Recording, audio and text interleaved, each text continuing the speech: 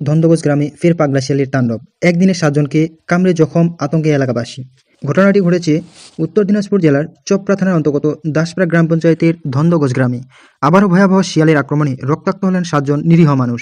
এর আগে মণ্ডলবস্তিতে একইভাবে শিয়ালের কামড়ে আতঙ্ক ছড়িয়েছিল এলাকায়। এবার ধন্দগোজ গ্রামের মানুষের উপর আক্রমণ হানা দিল পাগলা শিয়াল। প্রত্যক্ষদর্শীদের থেকে জানা যায়, সকাল 8টা নাগাদ চা বাগানের কিছু শ্রমিক প্রতিদিনের মতো কাজে যাচ্ছিলেন। সে সময় হঠাৎ বাগানের ঝোপের মধ্যে থেকে রাস্তায় এসে পাগলা শিয়াল বেরিয়ে এসে একে একে 7 জনকে কামড়ে দেয়। আহতদের মধ্যে রয়েছে মহিলা ও পুরুষ শ্রমিকরা।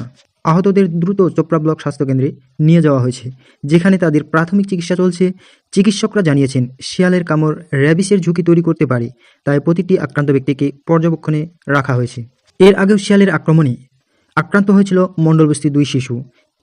এ নিয়ে এলাকাবাসীর মধ্যে চরম উৎকণ্ঠা দেখা দিয়েছে।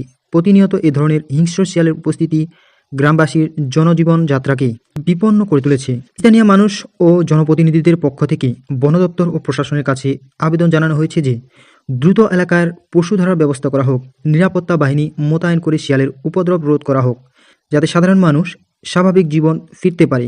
এলাকাবাসীর প্রশ্ন, বর্ডার সংলগ্ন এই অঞ্চলে নিরাপত্তা ব্যবস্থা কোথায়? বন দপ্তর এখন নীরব কেন? এই ঘটনার পর তদন্ত ও প্রশাসনের পদক্ষেপের উপর আগামী দিনের পরিস্থিতি নির্ভর করছে। এলাকাবাসী চাইছেন, অবিলম্বে কোনো বড় পদক্ষেপ বা বড় দুর্ঘটনা ঘটার আগে সরকার যেন হস্তক্ষেপ করে। খবরটি আপনাদের সাথে উপস্থাপন করেছি আমি ওসমান।